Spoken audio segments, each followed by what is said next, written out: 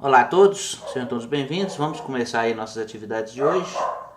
Então, eu coloquei algumas informações. Mas é isso, pelo menos foi, né? Eu coloquei algumas informações lá no campus virtual para essa semana. A gente terminou o roteiro 3, vamos iniciar aí o roteiro 4. A gente vai continuar falando sobre derivadas, mas a gente continua falando sobre derivadas, mas nesse momento a gente vai definir os extremos de uma função e vamos falar também sobre esboço de curva de função, né? Então esses serão aí os nossos objetivos para esse roteiro, tá?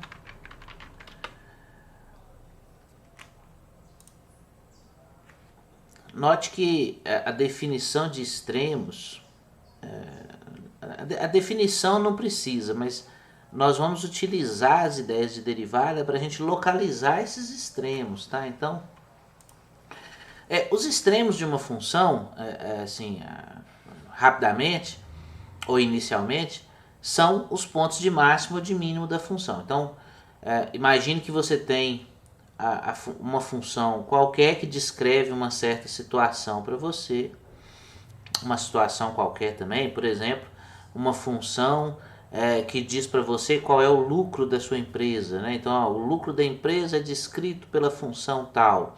Ou então imagine que você tem uma função que fale para você como que é o comportamento de uma doença quando ela se espalha numa certa população, né? Então é interessante ou parece básico que você se pergunte sobre o extremo daquela função, né? Quer dizer, onde aquela função atinge máximo, onde aquela função atinge mínimo. Será que a função tem ponto de máximo?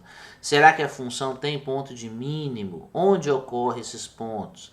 Se a função descreve lucro de uma empresa, qual é a quantidade de materiais ou de objetos que eu preciso, de produtos que eu preciso comercializar para que o meu lucro seja máximo, né? Quer dizer, parece que são perguntas importantes quando você está fazendo esse tipo de análise, né?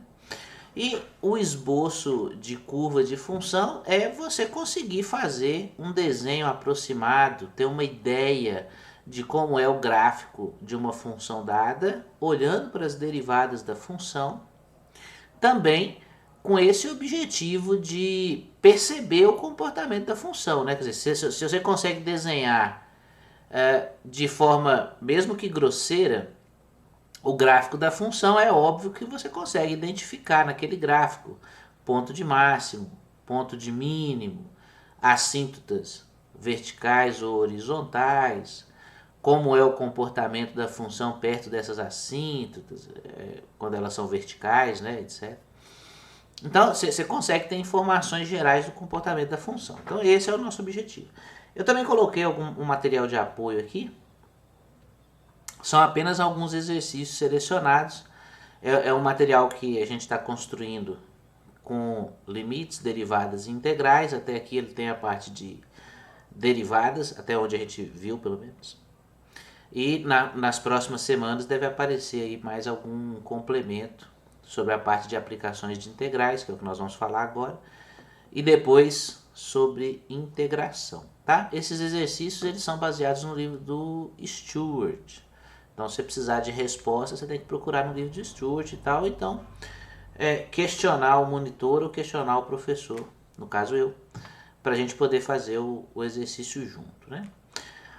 Além disso, uma informação que é importante, e aqui é algo particular sobre o nosso curso e os próximos eventos que vão ocorrer no nosso curso. Nós temos aqui duas atividades importantes para o dia 23 e outra para o dia 28, né? Uma para o dia 23 e uma para o dia 28. Sem ser na semana que vem, na outra semana, nós teremos a entrega da segunda tarefa, né? Ou a segunda parte da entrega da tarefa. Lembre-se que no curso a gente tem uma tarefa que é dividida em três partes. Então você vai entregar a segunda parte. Essas instruções sobre o que você deve fazer vai aparecer lá no campus virtual. Você precisa acompanhar a entrega ali no dia 23. E no dia 28 a gente tem outra atividade avaliativa, como está previsto lá no nosso plano de ensino, tá? Então, fique atento. A tarefa, a entrega é dia 23, dia 28 a avaliação. Tá bom? Nada.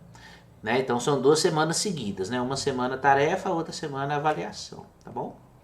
Então fica atento aí, e se eu não estou enganado, tem que olhar lá no plano de ensino, mas essa tarefa vale 30% da nota do curso, né? Então, a avaliação, no caso, não a tarefa, a avaliação. Então vale a pena ficar bem atento aí, o dia 28 é um dia importante. Muito bem, muito bem. Então, seguindo aqui as nossas ideias, eu vou falar inicialmente sobre 2 pontos, ainda terminando o capítulo 2 do livro do Larson. Um deles é sobre derivada implícita, e o outro é sobre taxas relacionadas. Eu vou passar por esses 2 pontos um pouco rápido, mas eu acho que a gente vai conseguir ter ideia aí do que a gente está propondo. E eu deixo aí o convite para que vocês olhem lá no canal. Nós temos mais alguns vídeos que tratam sobre esses assuntos lá, tá? Esses vídeos foram feitos para o curso de cálculo 1, mas serve para a gente também. E lá na descrição tá explicado direitinho onde está esse conteúdo. Se precisar depois eu seleciono o vídeo, né? Não tem problema. Para vocês acompanharem, né? Então primeiro eu vou falar de derivação implícita, que é um tema importante. A gente pode, certamente, né, a gente vai precisar desse conteúdo. Ele está ali no final do capítulo 2, né, as sessões finais do capítulo 2, no caso, no início aqui do nosso capítulo, do nosso roteiro 4, né? Então a primeira ideia aqui é o seguinte, né, derivação implícita. O que é isso? Como fazer, né? Derivação implícita. Então você já viu como tratar ou como encontrar a derivada de uma função. A gente já relacionou a derivada da função com as taxas de variação, variação instantânea no caso, né? Lembre-se, a variação média, taxa de variação média, tem a ver com a inclinação da reta secante. O limite da inclinação das retas secantes te dá a inclinação da reta tangente, que é a taxa de variação instantânea da função, né? Você também pode interpretar como velocidade, né? E é o valor da derivada, é a inclinação da reta tangente no ponto, né? A inclinação da reta tangente ao gráfico da função naquele ponto. Então a gente já sabe fazer essas contas, já sabe encontrar essas derivadas. Porém, existe, em alguns casos, você pode se deparar com equações onde não é possível você escrever a função de forma explícita. Exemplo, imagine que você tenha a equação, né? X ao quadrado mais y ao quadrado igual a 9. Então, o que é isso, né? Isso é uma equação, ela representa a circunferência centrada na origem com raio 3, né? Então, sempre que você se depara com uma equação dessa forma, né? Você tem uma circunferência centrada na origem de raio igual a raiz quadrada, né, do valor que tiver aqui do lado direito da igualdade. Note que olhando para essa equação, você não consegue escrever o y igual a uma certa função explícita ou o x igual a uma certa função explícita. Você não consegue fazer isso. Se você tentar fazer algo assim, provavelmente você vai chegar na seguinte situação. Você vai conseguir escrever o y ao quadrado igual a 9 menos o x ao quadrado. E daí você vai ter duas situações. Primeiro, o y pode ser menos a raiz quadrada de 9 menos x ao quadrado. Segundo, o y pode ser a raiz quadrada de 9 menos x ao quadrado. Então, note que você tem duas funções explícitas de y em função de x. Você não consegue escrever uma função só. Nesses casos, para você encontrar a variação de y, a variação instantânea de y em relação a x, quer dizer, a derivada de y em relação a x, você não consegue aplicar aquelas regras de derivada de forma direta, como a gente fez. Você precisa fazer algumas adaptações, que é o que a gente chama de derivação implícita, que é o que nós vamos tentar fazer aqui agora. Então, nesse caso, o que a gente faz? A gente faz o seguinte: considera a equação, eu quero encontrar a derivada de y em relação a x. Então, eu considero a equação x ao quadrado mais y ao quadrado igual a 9, para esse caso. E aí eu derivo dos dois lados. Então, eu vou derivar dos dois lados. X ao quadrado mais y ao quadrado. E aqui derivado em relação a x, estou derivando em relação a x, da constante 9. Aqui no lado esquerdo da igualdade, você vai derivando de forma natural, assim, imaginando que todas as derivadas existam, etc. E vai fazendo as continhas de forma natural. No caso aqui a gente tem a derivada da soma. Isso é a soma das derivadas. Então eu vou separar aqui, derivada do x ao quadrado mais a derivada do y ao quadrado. A derivada da constante é zero, vou resolver. A derivada do x ao quadrado, como você está derivando em x, então você não precisa se preocupar. É uma derivada normal, comum, uma derivada comum como você estava acostumado antes. Qual é a derivada do x ao quadrado? 2x. Mais. Agora, a derivada do y ao quadrado, aí você tem que ter cuidado, porque você está derivando em x. Como aqui é y, então você tem que imaginar que o y é uma função de x. Se o y é uma função de x, no caso uma função que você não conhece explicitamente, então você tem que derivar usando a regra da cadeia. Aí então, o que acontece? Observação. A derivada em relação a x do y ao quadrado, eu vou usar a regra da cadeia. Então aqui eu vou enxergar duas funções. Eu vou enxergar a função y de x, a função de dentro, e a função de fora, o quadrado. Como é que você deriva usando a regra da cadeia? Derivada da de fora, vezes a de dentro, derivada da de fora aplicada na de dentro, vezes a derivada da de dentro. Então, a derivada de y ao quadrado é 2y derivada do y. Tá certo? A gente faz isso aqui de forma um pouco menos cuidadosa, a gente não coloca a variável aqui, porque ela já é subentendida, Então, em geral, a gente escreve assim, a derivada em relação a x do y ao quadrado é igual a 2y dy dx. Ah, mas e se eu tivesse derivada de y ao cubo? É a mesma coisa. 3y ao quadrado dy dx. Sempre vai aparecer o dy dx, porque é a derivada da função y, regra da cadeia. Se você tivesse, por exemplo, derivada do produto xy, então você ia fazer regra do produto. Derivada da primeira, derivada de x vezes y, mais derivada da segunda. Então, primeira vezes a derivada da segunda. Derivada de y. Tá certo? Então, preste bem atenção nisso. Nós estamos falando que a função y está definida em relação à função x, em relação à variável x, Então, ela é uma função de x. Então, sempre, quando for necessário, você derivar o y, tem que aparecer o dy dx, tá? Então, atenção a isso. No nosso caso aqui, então, nós vamos ficar com 2y dy dx igual a zero. Bom, aí agora ficou fácil, né? Você pode isolar o dy dx, que é o que você estava procurando.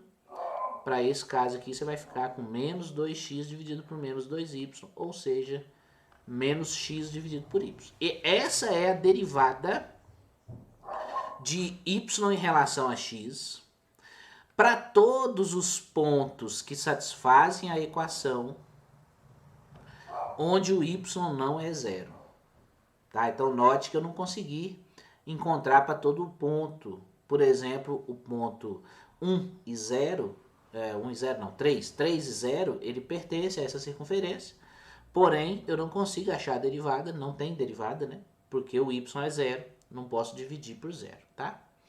Então, continuando ainda nessas ideias, né? Então note, nós temos a equação x² mais y² igual a 9 e nós descobrimos que a variação, que o dy dx, a derivada do y em relação ao x, é igual a menos x dividido por y, sempre que o y for diferente de zero. Então, por exemplo, se você considerar um ponto, considera um ponto lá, 0 e 3. Então, considera o ponto 0 e 3. Qual é a reta tangente a esse ponto? Considerando essa equação aqui, considerando a circunferência. Então, eu vou calcular o dy dx quando o ponto for o 0, 3, né? Tiver coordenada 0, 3. Então, o x vale 0, o y vale 3. O y vale 3. Isso quer dizer que a derivada é 0. Qual é a equação da reta tangente? A equação da reta tangente é y menos y0 igual a inclinação x menos x0. No caso, a inclinação aqui é a derivada que você encontrou no ponto.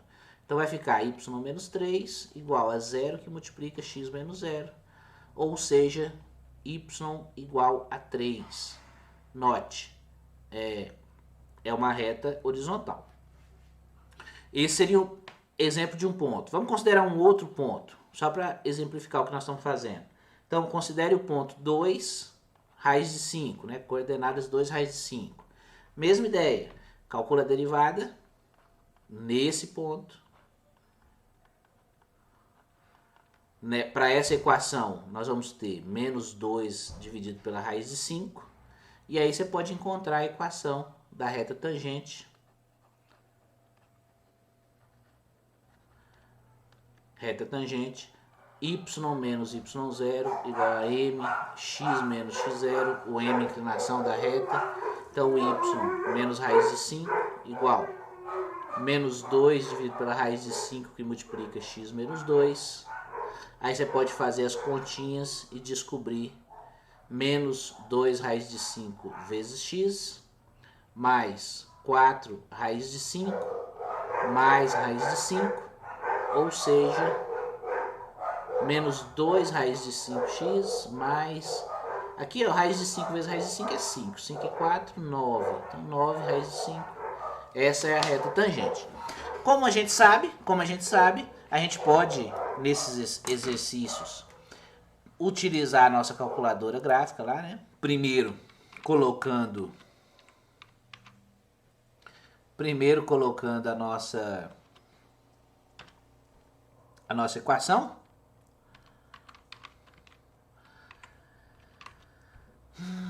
Igual a 9. Aí você tem a equação lá, você tem a curva, né? Que você está considerando. Olha lá, circunferência centrada na origem de raio 3, né? De raio 3.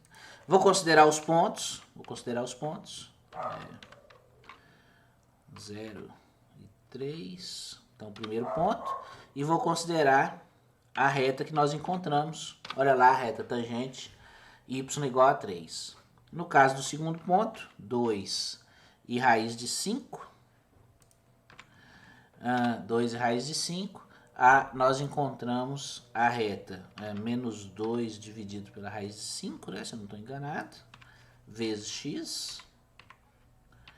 Mais 9 dividido pela raiz de 5. Olha lá, as duas retas tangentes.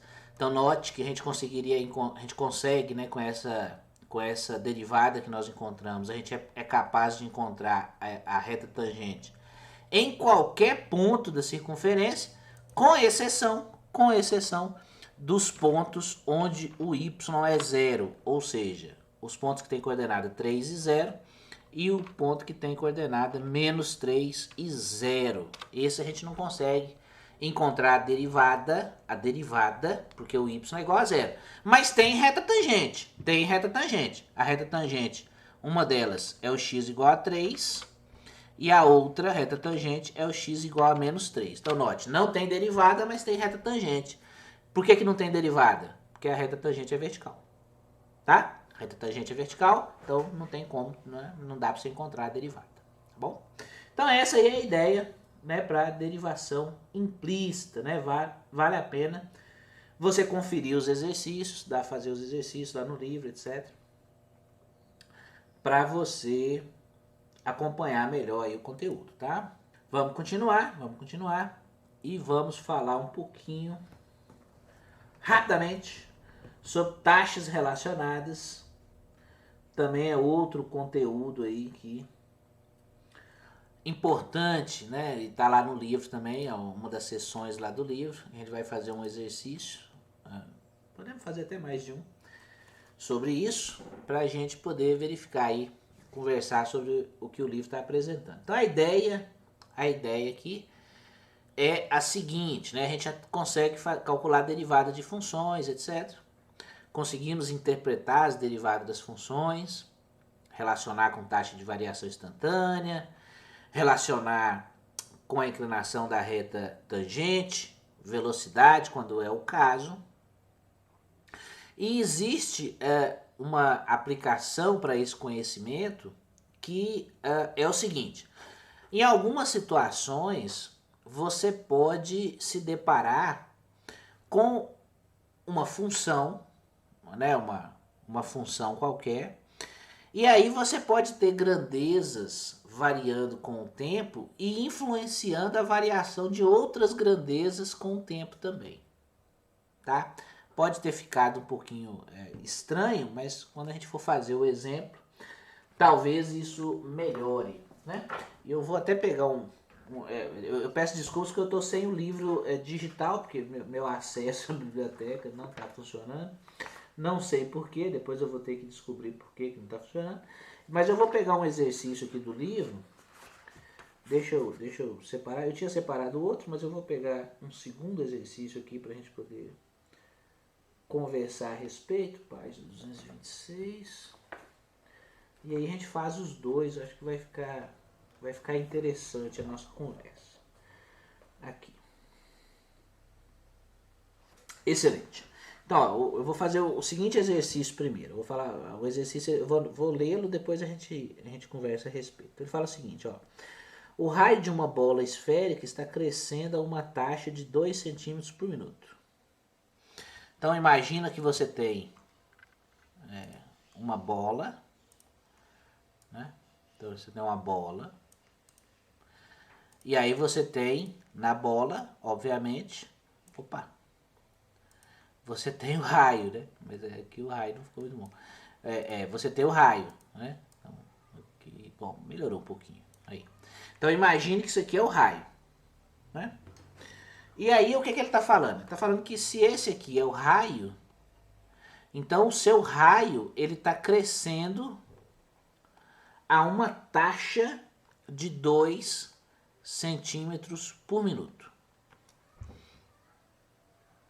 Aí ele pergunta, a que taxa a área da superfície da bola está crescendo quando o raio for 8 centímetros? Então, ele quer saber aqui a área em volta da bola, a área da bola.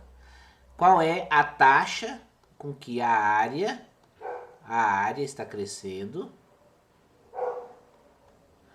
quando o raio for de 8 centímetros. 8 centímetros.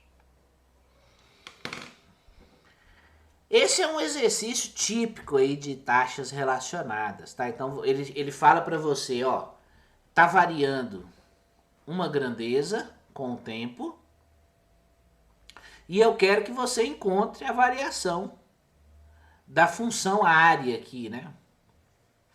Ou da grandeza área, né? De outra grandeza. Como que você resolve isso? E eu quero que você encontre essa variação quando o raio for 8 centímetros. Quando o raio for 8 centímetros. Então, a primeira coisa aqui é a gente lembrar do que é a área de uma esfera. Né? O que é a área lateral aqui, né? Ou a área da superfície, né? Da esfera. O volume é 4πr ao cubo. Então a área é 4πr ao quadrado. Eu queremos saber qual é a variação da área. Então eu quero saber qual é a derivada da área então eu quero saber qual é a derivada da área quando o raio for igual a 8 centímetros. Sabendo que a derivada do raio em relação ao tempo é de 2 centímetros por minuto. Então é isso que o exercício está falando, tá? São essas informações aqui que você tem que tirar do exercício e trabalhar. Note, se a área é igual a 4πr ao quadrado, derivando em relação ao tempo, porque você tem derivadas em relação ao tempo, né? Ó, a variação é 2 centímetros por minuto, então derivada em relação ao tempo. Então você vai ter que derivar todo mundo em relação ao tempo. Derivada em relação ao tempo de 4πr ao quadrado. No caso aqui, então, a derivada da área em relação ao tempo é igual. 4π é constante, então vai ficar 8π. Lembre-se, o r aqui você tem que derivar usando a regra da cadeia. Então, dr dt. Né? Lembre-se que nós falamos lá, naquele exemplo lá da derivação implícita, né? Por isso que veio antes, né? Porque é importante. Com essas informações aqui agora, se você sabe qual é a derivada do raio em relação ao tempo, se você sabe qual é o valor do raio, então você acha como que a área está variando em relação ao tempo, a área da superfície. Então, ó, a derivada da área em relação ao tempo, quando o raio for 8 centímetros, sabendo que a variação do raio é de 2 centímetros por minuto, então a derivada da área é igual a 8 vezes 2, 8 vezes 8 é 64, vezes 2 128, né? 128 π. No caso aqui, como é a área, centímetros quadrados por minuto. Claro que você pode aproximar aqui, né? Multiplicar aí por 3,1415 ou algo nesse sentido e encontrar o segundo exercício taxa relacionada, né? E aí tem uma situação, e a situação é a seguinte, ó, imagine que você tem um avião, ele está voando a uma altura constante, então o avião sobrevoa uma região a uma altura constante, ele fala aqui na altura de 6 milhas. E ele passa por uma estação de radar em um certo momento, né? E aí, depois de alguns instantes, depois de alguns minutos, ele te dá a distância que o seu avião está dessa estação de radar. E pede para você calcular, né? Ele fala como que está variando a distância do avião até a estação de radar e pede para você calcular qual é a velocidade do avião. Então os dados são os seguintes, o triângulo ele é melhor do lado de cá, né? Ele tem que ser do lado de cá. Então a ideia é o seguinte, ó, imagine que nesse ponto aqui você tem uma estação de radar. E aí o avião passa aqui em cima. Então o avião ele está fazendo um voo aqui na horizontal. Então vamos fazer a rota do avião aqui, né? Então o avião ele está fazendo assim, ó. Ele vem por aqui, aqui. Ele vem aqui, ele tá voando nesse sentido aqui, tá certo? Então eu tenho um aviãozinho nesse sentido aqui. A altura dele é constante, 6 milhas. A altitude, né? A altitude dele, a altura dele são 6 milhas. 6 milhas. Né? Aí, aqui é a estação de radar, que é o ponto de referência. Então aqui eu vou chamar de S e aqui eu vou chamar de X. O S aqui, ó, o S aqui, conforme ele tá, o avião está passando, o S vai aumentando, mas o S aqui em relação a esse ponto, né, onde está o radar. O S está aumentando, o X está aumentando, porque o aviãozinho está indo nesse sentido. Aí ele fala o seguinte, ele fala assim, ó, qual é a velocidade do avião? Qual é a velocidade do avião? Se você sabe que o dsdt, ele é igual a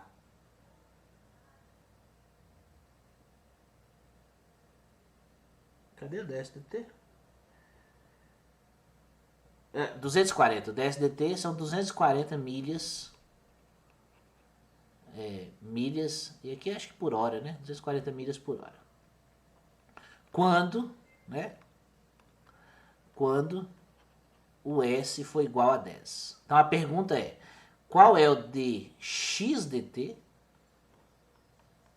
Qual é a velocidade do avião? Com que velocidade o avião está se deslocando na horizontal? Quando o dsdt for 240 milhas por hora e o seu S foi igual a 10. No caso aqui 10 milhas, né? 10 milhas. Então note, mais uma situaçãozinha, mas aqui agora é uma situação bem interessante, porque dá para você pensar nela até quando você observa um avião passando na frente em cima da sua casa, né, por exemplo. Né? Então você pode pensar em uma situação parecida. Né? No caso aqui ele está falando sobre uma estação de radar e tal, mas é algo muito semelhante. Note que nós vamos utilizar aqui a ideia de que essa figura forma um triângulo retângulo e o S aqui, que é a distância da base de radar até o avião, é a hipotenusa. O X é um cateto, 6 milhas é outro cateto. Então você sabe que o S ao quadrado ele tem que ser igual ao X ao quadrado mais 6 ao quadrado. Ou seja, o S ao quadrado é igual a X ao quadrado mais 36. Né? Derivando de forma implícita, derivando dos dois lados em relação a t, você vai ter que 2 s ds dt é igual a 2x dx dt, derivada do 36 aqui é zero, que é a derivada constante, né? Então, você tem que o dx dt, ele é igual a s multiplicando ds dt, dividido por x. Dividido por x, né? O que nós temos? Nós temos que o S é 10 milhas, o dsdt é 240 milhas, mas falta o x, eu não sei quanto que vale o x, mas é um triângulo retângulo, então não deve ser difícil, né, você encontrar o x quando o S for 10. Né? Então você tem, se S ao quadrado é igual a x ao quadrado mais 36, então quando S for 10, você vai ter 100 é igual a x ao quadrado mais 36. Então, o x ao quadrado é igual a 64. Logo, o x tem que ser igual a 8. Note que nós estamos falando 8 aqui porque você está imaginando, né, distância positiva aqui, né? Então, a resolução da equação aqui seria mais ou menos 8, né? Mas nós vamos considerar só o 8 por causa da distância. Então, agora você consegue achar o dx dt. Então, né, agora, o dx dt, ele vai ser o quê? É só substituir. 10 vezes 240 dividido por 8. Então, aqui, 8 por 240 dá 30. 30 vezes 10, 300. Como aqui nós estamos na distância, então 300 milhas por hora. Então essa é a velocidade do avião. Então olha só que interessante, né? Se o avião tiver 300 milhas por hora, nessas condições, ele vai estar se afastando da base do radar, né? Dessa base aqui, é uma velocidade de 240 milhas por hora. Né? Isso quando S for igual a 10 milhas. Note que se você mudar o valor do S, toda a situação muda, né? Então você pode ter variações aí desses valores, né? Quer dizer, o que vai estar acontecendo quando o S for igual a 20, quando o S for igual a 30? Então, se o DSDT permanece constante, você consegue encontrar. Mas note que o DXDT varia aí em relação à situação, né? Dependendo dos dados que você coloca para a gente poder analisar, tá bom? Então esses eram os dois pontos aí sobre derivação implícita e taxas relacionadas que eu queria mostrar para vocês, tá?